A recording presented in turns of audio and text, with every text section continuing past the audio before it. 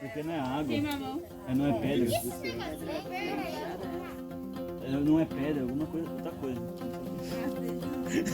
Lembra que o papel que eu falei que ia queimar? Então, tá deixando de ser papel agora, concorda?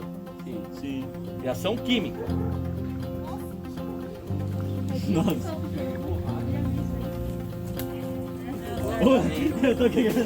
Falhou. Falhou. Aê! Ó, água que pega fogo. O que tá acontecendo aí? Tem certeza que não é álcool? É água. Vai pôr a mão.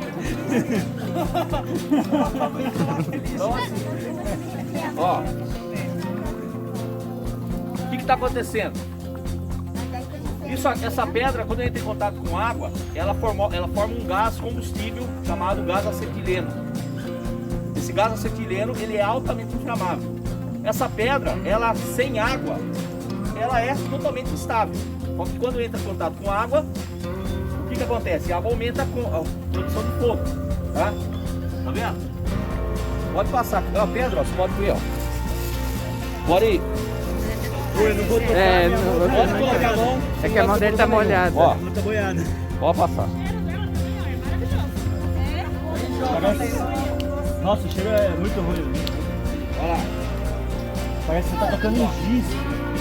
Parece giz. Pode colocar água lá. Pode pôr.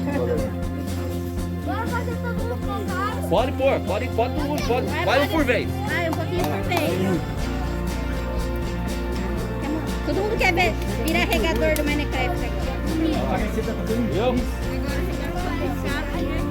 É, né? E eu com a mão molhada, achando mesmo que pegando fogo. Pegando fogo.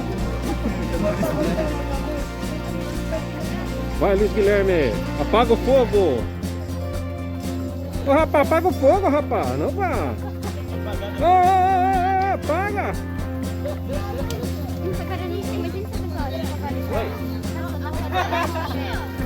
Ah, imagina, entra com essa cara. Colocar a mão por causa da festa. Ela é ela é chamada de carpete. Não, tem. O nome químico é a carpete de cálcio. Carbureto. O nome técnico é carpete de cálcio. Tá?